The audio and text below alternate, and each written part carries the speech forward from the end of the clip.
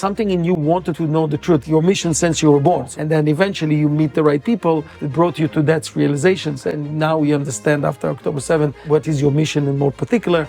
I'm Rouwan Osman. I'm a Syrian Lebanese activist, influencer, entrepreneur, and content creator. I've become an advocate for peace with Israel, and I am honored to be here today. My name is Eliyahu Yardeni. I'm a student of Kabbalah for 45 years. There's so much to learn, and it's about life. And there's no doubt that you cannot just learn for yourself. It's learning and also sharing it with others.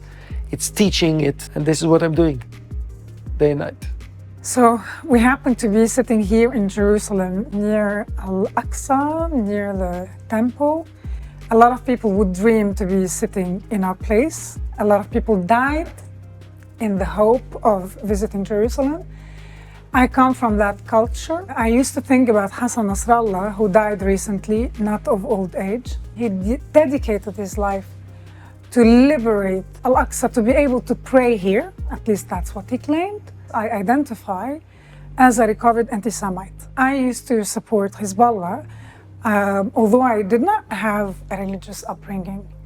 I grew up in the middle class. My father was Sunni from Damascus, my mom Shia from the Bekaa Valley in Lebanon. And they sent us to a French Catholic school. However, we all agreed everybody hated the Jews. And I came from that world until life brought me to live with Jews. I couldn't imagine when I was 16 that I would be one day invited to speak at the Knesset. It was one of my proudest moments in life, to be able to come that far, to change my mind, to do my due diligence, to embrace this journey. I don't think I've done any of that on my own. People think you're brave, you're special, and they're looking for a recipe.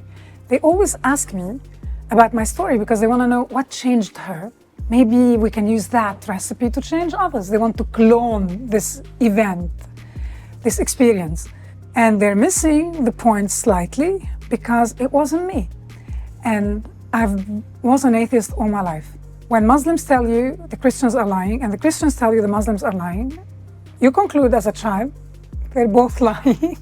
Later in life, in my late 30s, I went back to university, studied Islamic studies. I wanted to understand, what do Muslims want from a neutral European perspective? Then I went to study Jewish studies to understand, what's the problem with the Jews? Like, what do they want? And I realized in the first semester when I took a class called What is Judaism? It's like ABC with a rabbi, Swedish rabbi who was about to retire. And it was a mandatory class. It was basic, but these basic facts he stated in that room made me understand that I'm Jewish.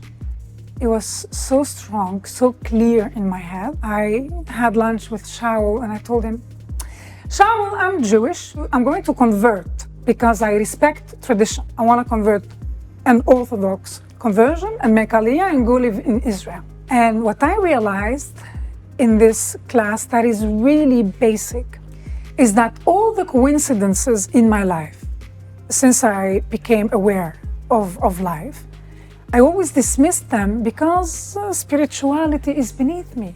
I'm a rational person, so I always dismissed it when it was bizarre. But the way my life went, taking me from one country to another, always starting anew from zero, knowing that this is not my place, I'm looking for home, until I realized that these coincidences were pebbles Hashem used to show me the way back home.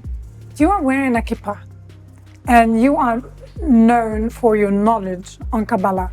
How do you understand this story? First of all, I think that truly when you understand, not intellectually, that there is no coincidence in life, you actually understand that there is something bigger than just your decision or someone else's decision or something, as you were saying before. Because the first instinct is to say you're brave. You are brave, which I agree. This is one layer of the truth. But there is other levels, but why you had this strength, or why you felt what you felt, why you met this Shaul that was the right person. Because if it would be someone else, maybe it would not going to work. Mm-hmm. Because there is so many Jews that can give very bad reputation to Judaism. So definitely it's for a reason. And there is something in you that definitely looks for something deeper and real. Something in you wanted to know the truth. It's your mission since you were born. It's not you, you're born with that. And then eventually you meet the right people that brought you to that realizations. And now you understand after October 7 what is your mission in more particular. It's definitely something very special that we can realize these things, because usually when we try to make change, to influence the change, it can be using the social media or using other means to make change. Normal tools that we have are very limited. And the truth is, even if a person is a really amazing, talented leader with huge power, still there's so much opposition. There's so many things that are going to limit your ability to influence a change.